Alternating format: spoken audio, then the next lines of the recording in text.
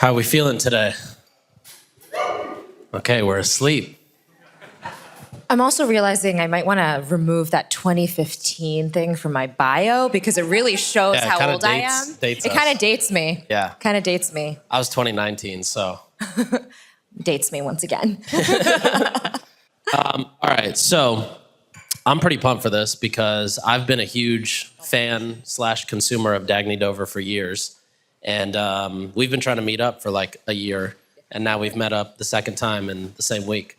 So, all right, let's start with this. Could you give us just a quick background of your background? It sounded like from the intro, you handle more of the operations side in the business. So what's your background? Okay, so my background is I started my career in finance. So I worked at Lehman Brothers in 2007, and I left Lehman Brothers in 2008. That also dates me. And so what I did not leave because they went bankrupt. I left because I was miserable. So I, went to college, wanted to make my Indian parents happy with life decisions I was making. And so finance seemed to be the only option. I was not going to become a doctor. I was actually at Johns Hopkins and I was not going to become a doctor. So I was like, and I didn't want to be a lawyer. So I was like, finance makes the most sense. And so, I just went the very stereotypical analyst training program route. And after a year of being there and fainting on the trading floor and some other very toxic situations, I have a lot of stories. I kind of thought about what I wanted to do. And fortunately, I was in New York. And when you're in New York, you actually network, right? You do stuff like this. You meet people that are doing other things, right? And this is also a while ago, right? So the idea of, working at a Google was not necessarily as much of a thing as it is now, right? Now it's you can go work in finance or you go work in Google and everybody's happy, right? That wasn't there. And so fortunately, I started meeting people that actually worked in the retail industry. And I loved the industry. I'd always wanted to work in fashion or work in retail. My senior year of high school, I did an internship at a fashion magazine, fashion closet, right? That was a real passion of mine.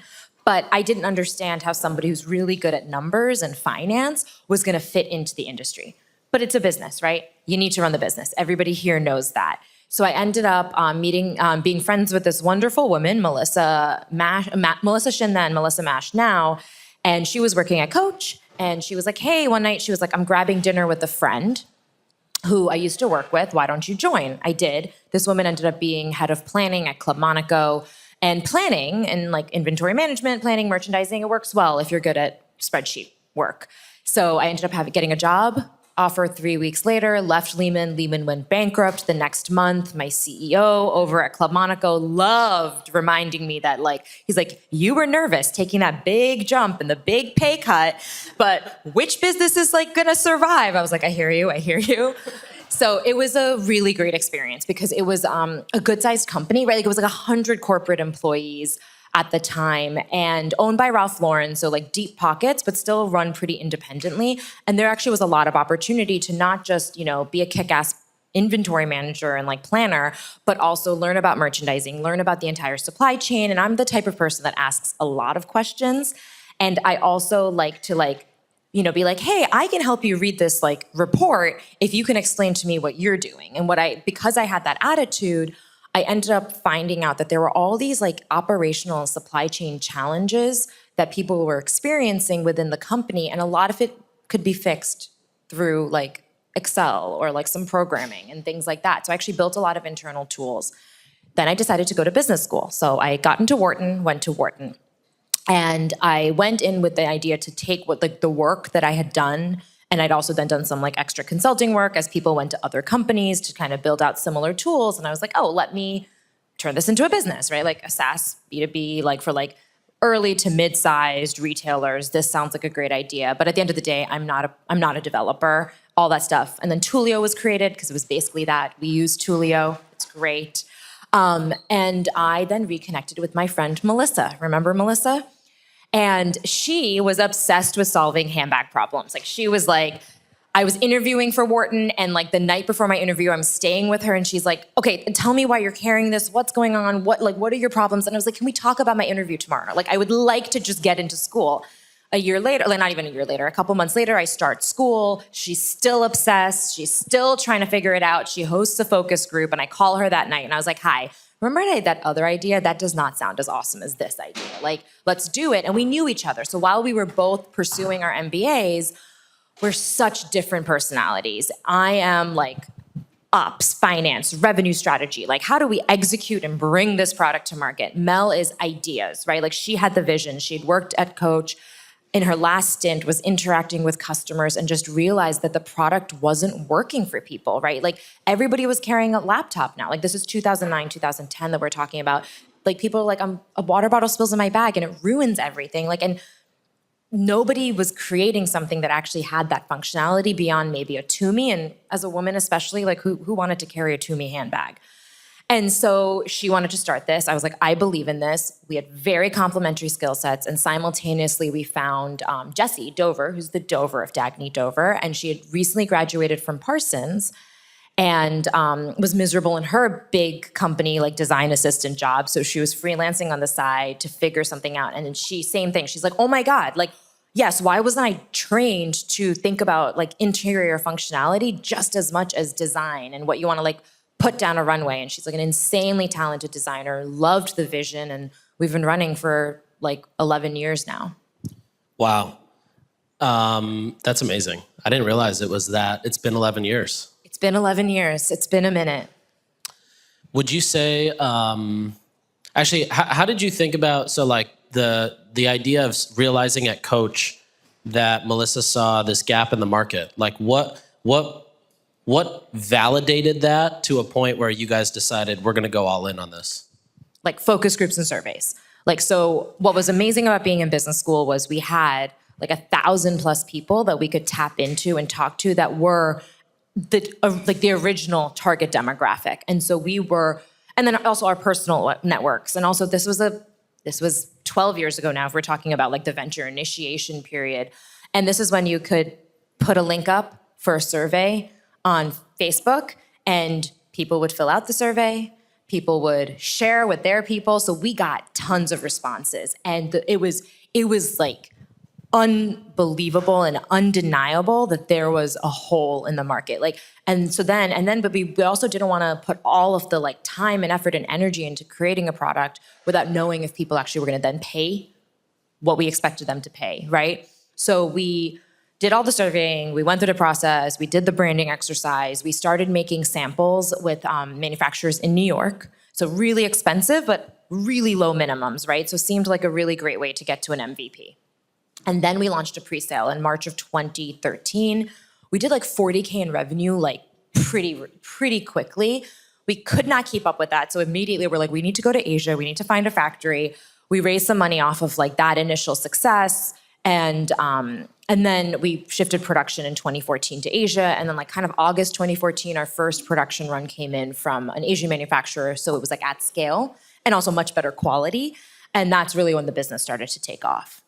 Got it. And so in 2014, I feel like I was spending a ton of money on Facebook ads. You guys kind of went the opposite way. You really built this homegrown brand, and then it feels like it expanded after it was very much validated within a community. How did you think about that? Because that's how I feel, when I look at brands today, whether it's Crown Affair or I don't know if anybody here knows like Strawberry Milk Mob, but they've also done this great job of building locally and then deciding to expand. So how did you think about that? So Mel and I are immigrant children to start, so I think we just had this very scrappy mentality from the beginning. But we went through the exercises of pitching everyone. So we met everybody that was investing in D2C at the time, and it never felt right. And when we would sit back down, we're like, what's our long-term goal? Our long-term goal is to build a brand that is long-standing, right? That's like ideally a brand that's around for generations, not just a get big quick type of brand. Also one that's profitable and one that also has a team and a culture that we believe in, right? And there's a lot there, and one that also values creative as much as business goals, right? There's 3 of us and one was the creative, right? And that was really important. And so we were very tempered, not just with our marketing spend, but even how we've raised money. And we've always believed in like responsible patient growth over like like triple digit growth for 3 years, followed by double digit growth for another like 5 years. We were more like double digit growth, then let's go into triple digit growth territory. And kind of from that beginning and that initiation process, we built a culture at the company that was like, we're gonna test first. And once we know something's proven out, then we'll run, right? So every time we have raised capital, and we've raised like a relatively lower amount of capital than probably a business of our size out there, and a large part is because of like the capital intensive nature of our supply chain. But every time we've raised, we have a very clear use of proceeds. It's like, this is working. And if we could just funnel more dollars into this, it's going to work, right? Or we can expand faster if we had more resources, right? It was a very clear thing. Having said that, venture capital didn't love that story. They want, right? I'd walk out of pitches and they're like, your unit economics, like you should be spending more on CAC. And I was like, no, we're good. We're good.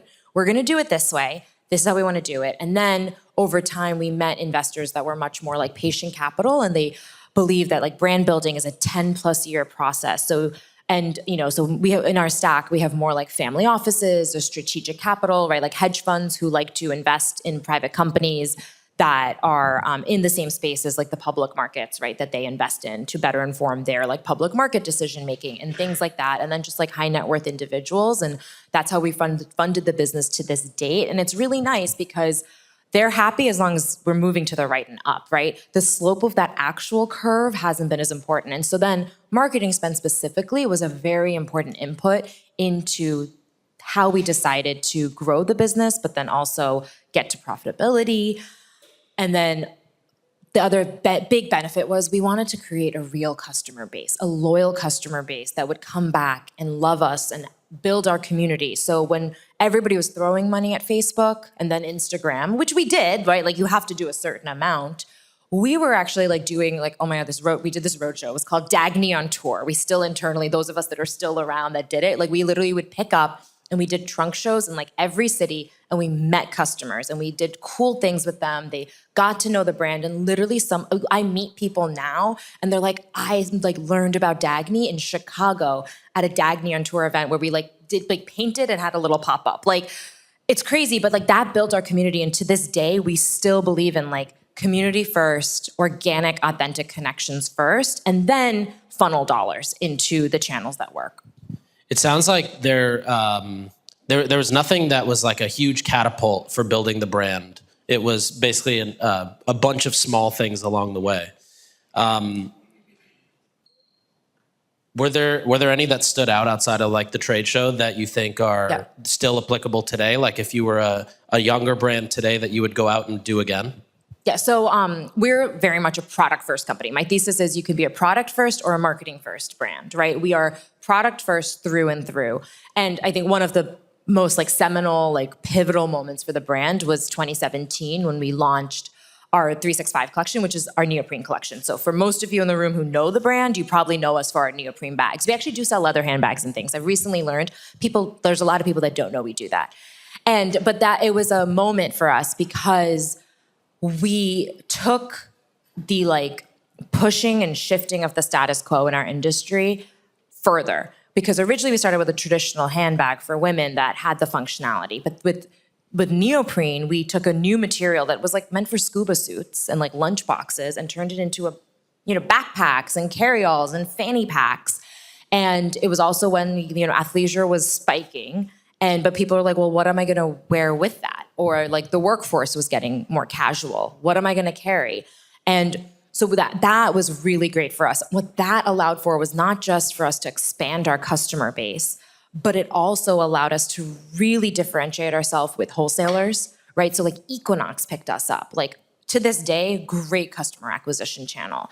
And so that's when wholesale really started to pick up. And we always view wholesale as like it's great from a revenue perspective, but like marketing channel, right? Like you get brand new eyeballs on that. Like right now we're going through an entire new wholesale expansion push because there's certain parts of the country that we are not as kind of like embedded in that certain department stores just still own, right? Like in the South, there's certain department stores like Dillard's that we're about to go live with that just like own that and own that customer. And there's a woman there that doesn't know Dagne exists and she should, right? So I'd say 2017, neoprene was like big. And this year, I'll just do my little pitch. We are launching a pet carrier today and a luggage line in 3 weeks. So this is like, our view is this is going to be our next big moment. But once again, we're always a product first company.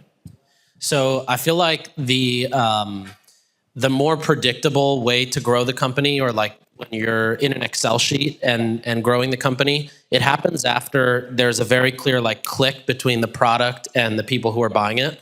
And two other brands that I think did a phenomenal job. One is Cadence, the capsules, and Love one is Cadence. And one is Jolie. And Also great. in both cases, as soon as they found that click, it was like there was no headwinds in terms of growing, and they could basically create a formula for growth depending on money in versus revenue out. Yep. But what were the things that, or like what were some of the struggles before the click, and how did you guys overcome some of those struggles? So it's really hard when you don't plan to spend, $20 million in marketing to drive $15 million in revenue, right? Like that was happening in a lot of places. It's really hard. And so that means you have to rely on word of mouth, which that was clicking for us from the beginning, right? People were buying whatever product we sold, people would buy it and they'd tell people. They show up at the work, they'd tell their friends. That worked. But other brands, right? Because brand partnerships are important.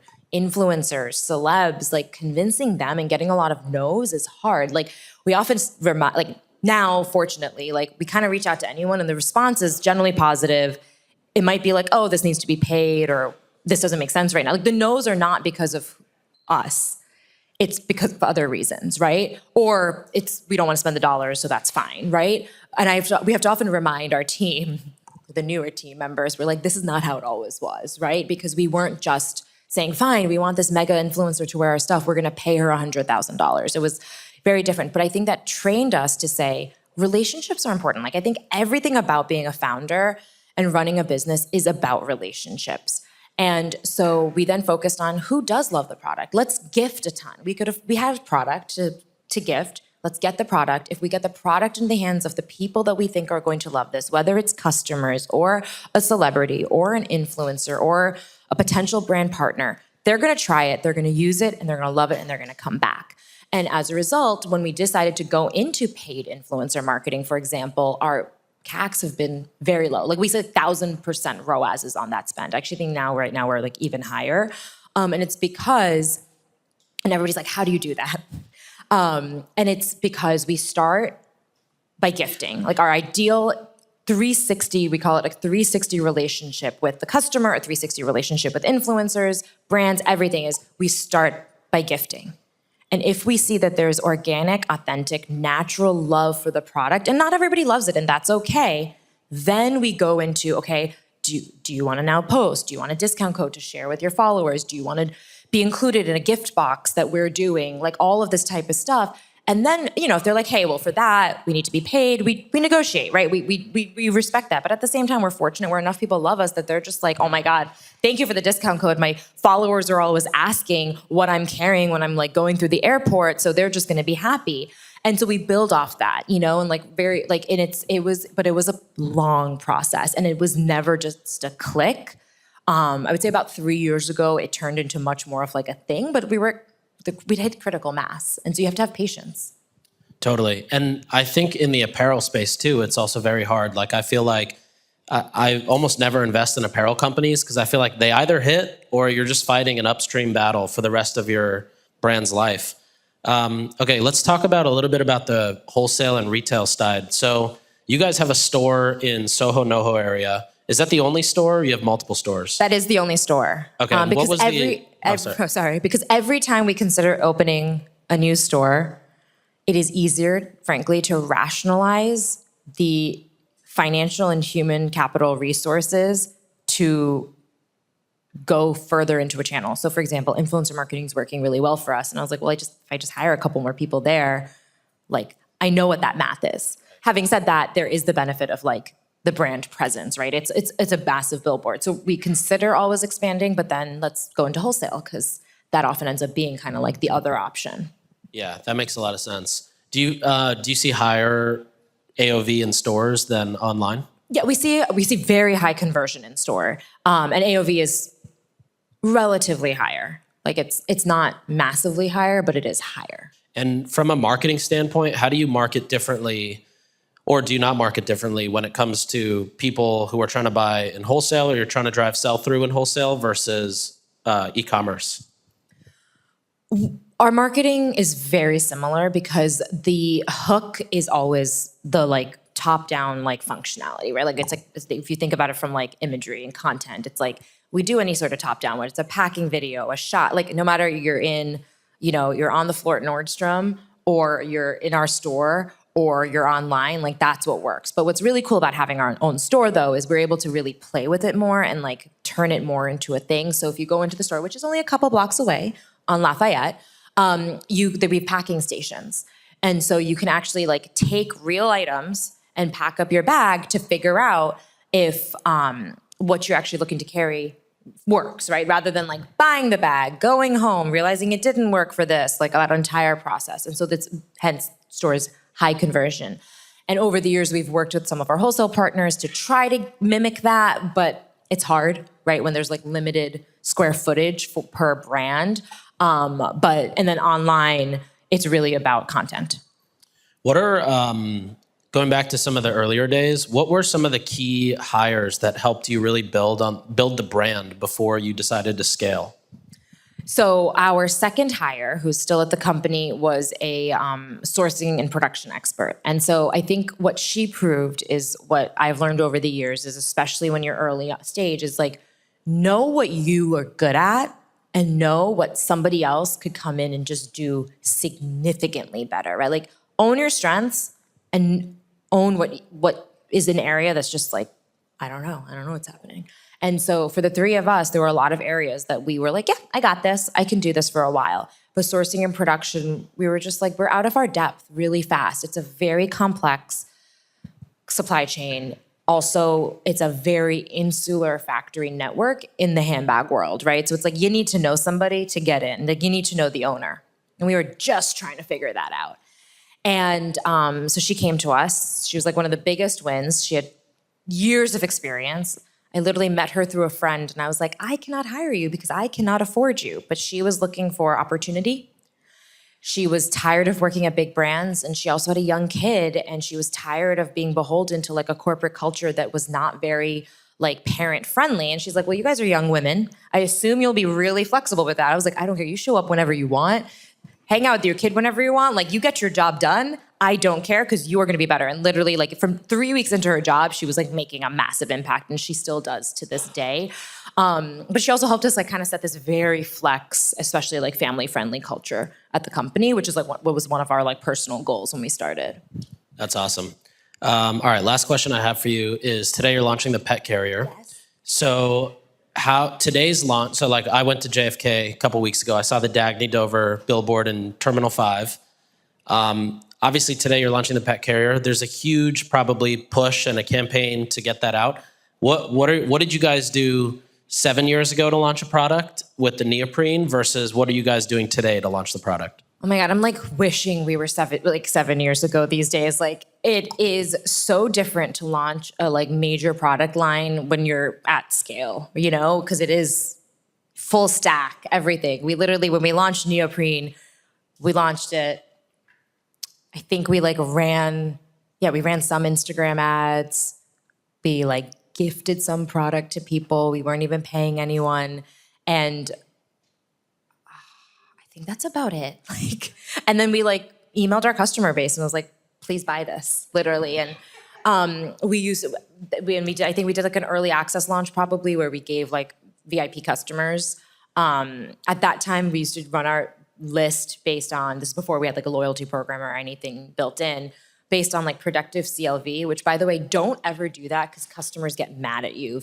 You need you can't be like, well, based on your predicted lifetime value, you got into this. It was a very like Wharton thing of me. I was like, this sounds like a great way to segment the customer. No, just if you're like, you've spent $1,000 worth with us in a lifetime, like that's an answer, right? Like somebody can do that, but don't do predictive CLV.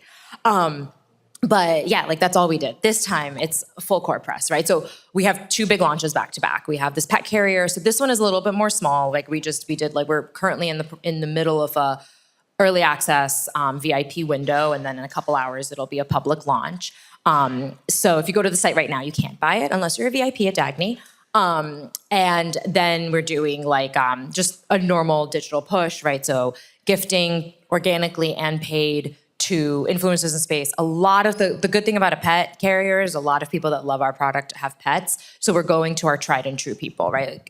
We're going to the people on our network that love it, some paid, some not paid, and then some wild posting, kind of like all that.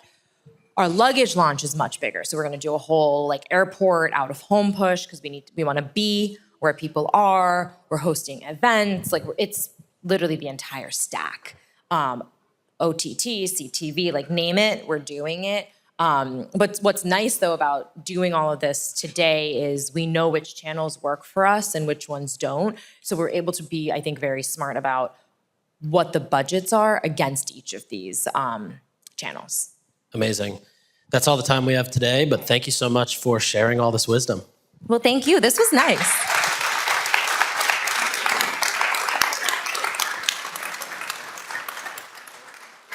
If they have any questions. Oh, I guess we do have time for a couple questions. Okay, cool. Hi. Does anybody have questions? Let's do it. Also ask Nick questions. He's very smart. Right here? Do I give him mic or? Yeah. Thank you guys for an amazing discussion, by the way. I'm really excited to hear about the pet carrier. I have a little Pomeranian myself.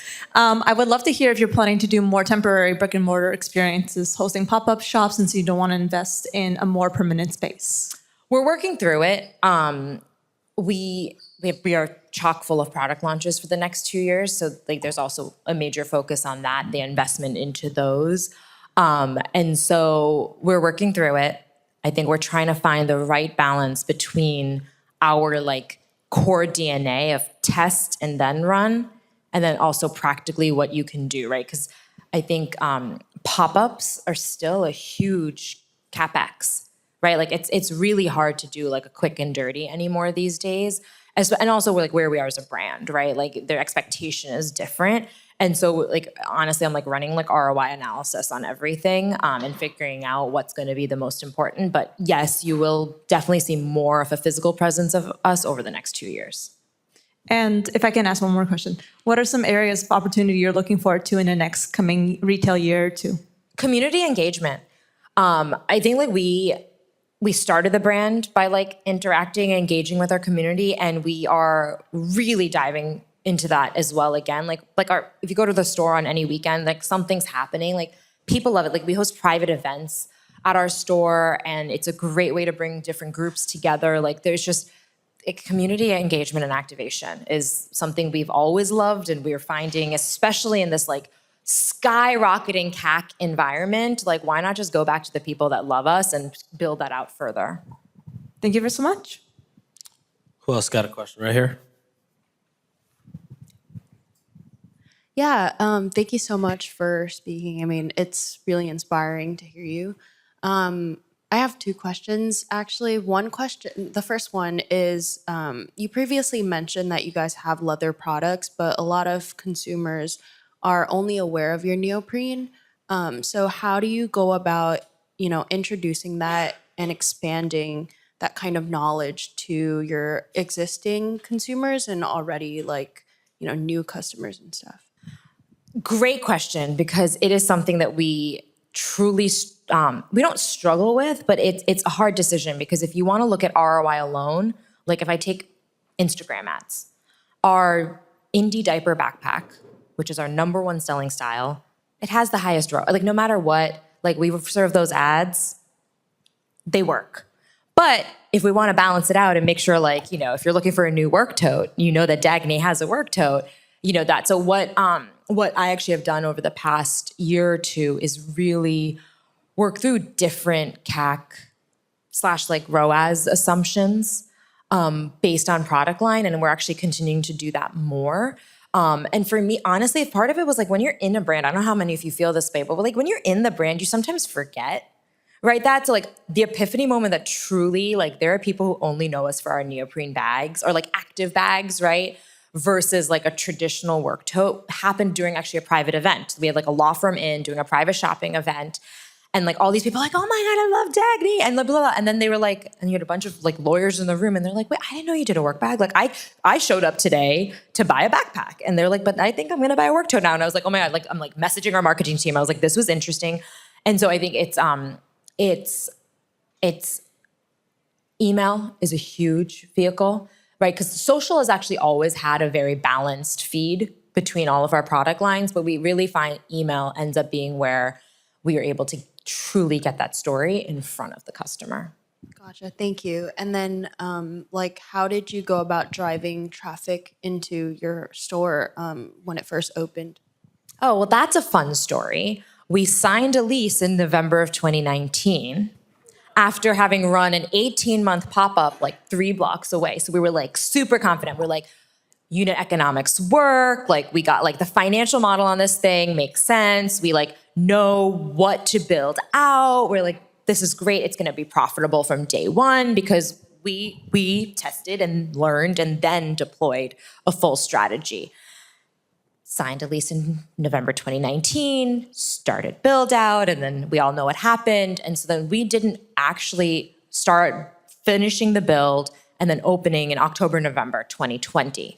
And so nobody was showing up, right? It's like we started with a lot of like in-store pickup. So it was like a thorn on our side for about a year or so. But then now, like with everything back, I think the biggest thing is, frankly, it's new product launches, get people in the store. They want to check it out. They want to touch, they want to feel. And then events and activations, right? So like this weekend, if you're in Soho, we're doing like a pet carrier event. So there's like all this like fun stuff, and we have brands in. You can bring your puppy or your cat and like test out the products, but also get treats for them and things like we activate the space. All right, one last question. Oh, he's got a mic. Sorry. I could talk to you after. It's a question for both of you. Obviously, Nik puts out a lot of content, and people will like look for inspiration. But for both of you, like, who do you admire and learn from in the space, like of general D2C? Like, who do you really like respect and think's doing a killer job? So for me, it's a long list, and like there are definitely some people that are at the top of that list. Like I'm sure you'd agree, like Nate Checketts, who's the founder of Roan. He's a good friend. Their business is a little farther along. They've done some really smart things along the years. He also invested in Dagne.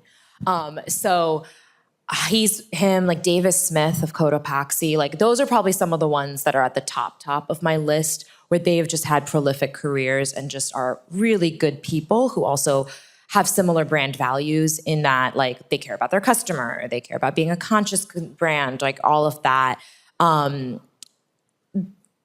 then you like the peers, like Cadence, like we talked to them a ton, like, right? So I think actually I'm going to change my answer, not just to give you specifics. What I'm going to say is you need to build, if you're building a business, you need to build your strategic network around you. So you need mentors who can like guide you through it. They may be in the industry, but they may not be, but you need that. You need peers. So founders or people at companies who are in the same stage as you. So like I have multiple WhatsApp groups and Slack groups of people, and we're all just like, what are you doing about this? What are you doing about that? Like that list is wide, and I can like list all the brands of the founders that we all chat with. And then you should have some founders that have done what you hope to do that can give you like really true, honest advice. And then also like you should talk to new founders. Like I learn a lot from people launching businesses today because things are different. And like TikTok strategies, like I don't know if you guys know Nadia of no, not Dia. Oh my God, the period care brand. August, yes. Learned so much. She's like 4 million followers on TikTok. Like she'll just like say, like tell us, and we're like, cool, Nadia, like you're right. Like let's do that, right? Younger brand, but like so much to learn from her. And so I think it's just you surrounding yourself with all viewpoints and like knowing who to listen to and who to go to for what. Yeah, I would agree. Nick's also really smart. You should talk to him. Thank you. I would agree. I think for me, like my entire knowledge base and everything we do at Sharma Brands is so focused on performance marketing, and I think we crush that. For me, I get a lot of inspiration from brands that have done the opposite way, like brands like Dagne that have grown organically or really by building their brand. I think there's a huge difference between a brand like Dagne and the guys who think they're a competitor to Dagne because they're running Facebook ads. One of those two is going to be around in 10 years and even 100 years from now. So I get a lot of inspiration from the brands that I think will survive the next 50 years. Companies like whether it's Dagne or Lululemon or Cadence or Jolie, like my grandkids will be buying these products. Yeah, that's my. All right, that's all the time we've got. Thank you.